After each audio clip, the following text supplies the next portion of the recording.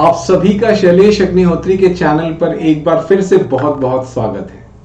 Student, मेरा नाम शैलेश अग्निहोत्री है और मैं लास्ट 15 ईयर से केमिस्ट्री पढ़ा रहा हूं और अपने इन 15 साल के करियर में कुछ बहुत ही अच्छे स्टूडेंट्स को पढ़ाने का मौका मिला और कुछ बहुत ही अच्छे संस्थानों में योगदान देने का मौका मिला। स्टूडेंट, हम रोजाना कुछ ना कुछ प्रॉब्लम्स आपके लिए लेकर आते हैं जो आईआईटी जेईई एडवांस 2021 के आपके हेल्प के लिए ये प्रॉब्लम्स होते हैं। तो आज का जो हमारा प्रॉब्लम है ये बहुत खास प्रॉब्लम है जो फिजिकल केमिस्ट्री के 3 सबसे इंपॉर्टेंट टॉपिक का एक मिला जुला प्रॉब्लम है। यहां पर हमने 3 कॉन्सेप्ट, 3 डिफरेंट चैप्टर्स को उठाकर तीनों को मिलाकर एक बहुत ही अच्छा सवाल बनाया है।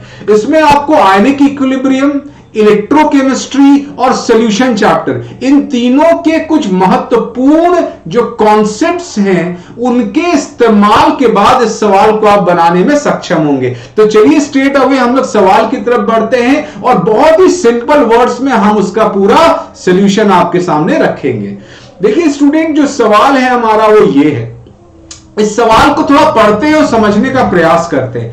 The limiting molar conductivity of a weak monoprotic acid HA is 10 times of HA at some concentration C0।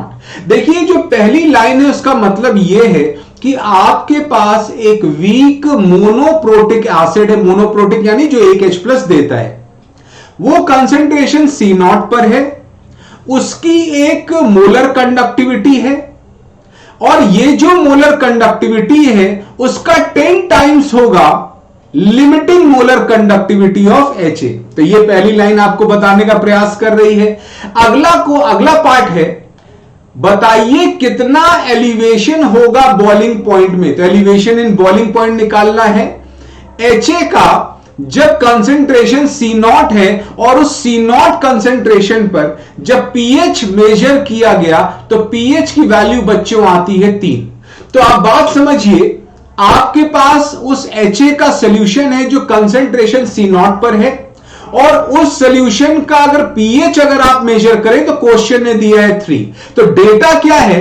Data यहां पर हमने आपके सामने लिखा हुआ है, limiting molar conductivity is 10 times the molar conductivity eight given concentration C0। और इस गिवन कॉन्सेंट्रेशन C0 पर बच्चों जब pH आपने मेजर किया तो pH की वैल्यू कितनी आती है? 3।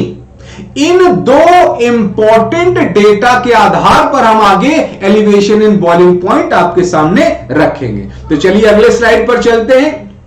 देखिए, आप जब मोनोप्रोटिक एसिड लेते हैं बच्चों HA, तो इसका डिसोसिएशन होता है H+ और A-।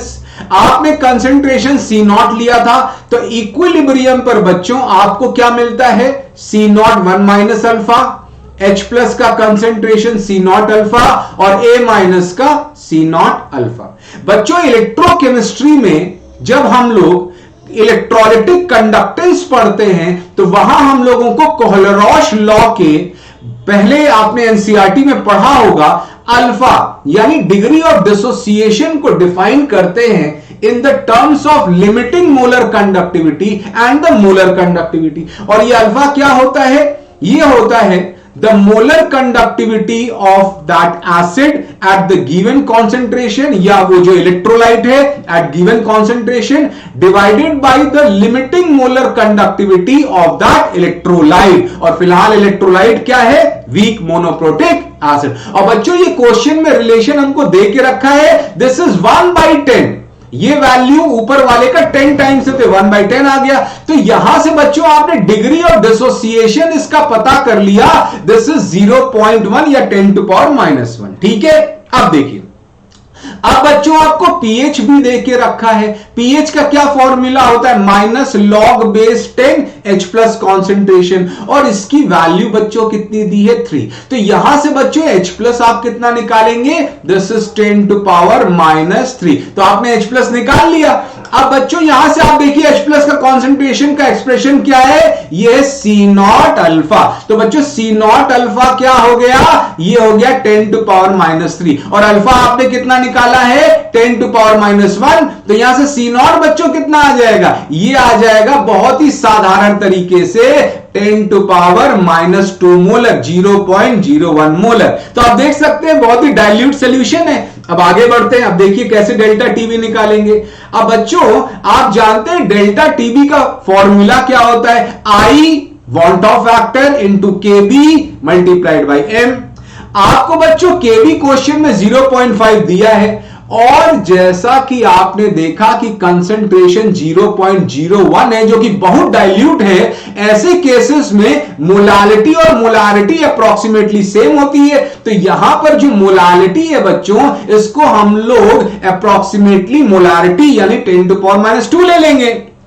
अब हमको देखिए वॉन्ट ऑफ फैक्टर निकालना है। तो बच्चों ये जो HA था कैसे ब्रेक हो रहा था, H प्लस और A माइनस, ये C नॉट था, ये आपको क्या दे रहा था C not 1 minus alpha, C not alpha, C not alpha. देखिए बच्चों वॉन्ट ऑफ फैक्टर कैसे निकालते हैं, आप क्या करिए, इक्विलिब्रियम पर जो जो स्पीशीज है सबके कंसंट्रेशन को जोड़ लीजिए। तो देखिए हमने यहां न्यूमरेटर में सबके कंसंट्रेशन को जोड़ लिया और शुरुआत में जो इलेक्ट्रोलाइट का कंसंट्रेशन था उससे आप डिवाइड कर दीजिए। बस यही सिंपल सा काम करना है। तो इक्विलिब्रियम पर सारा कंसंट्रेशन जोड़कर शुरुआत में जो था उससे डिवाइड कर दीजिए। यह आ गया बच्चों कितना 1 प्लस अल्फा।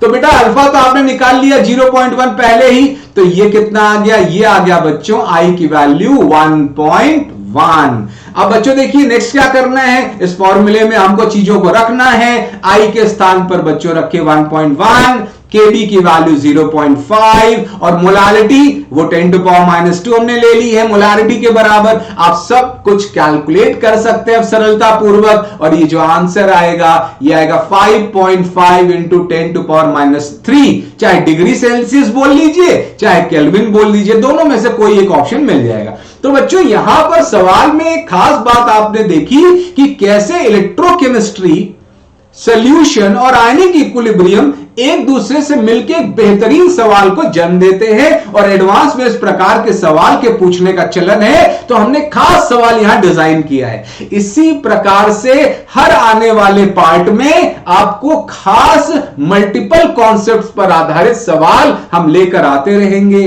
तो इसी प्रकार मेरे चैनल से आप जुड़े रहिए और आगे आने वाले लेक्चर्स को बिल्कुल देखिएगा, हर एक पॉइंट को समझने का प्रयास करिएगा। और अगर आपको कोई भी डाउट समझ में आता है तो आप कमेंट बॉक्स में अपने डाउट जरूर लिखिएगा।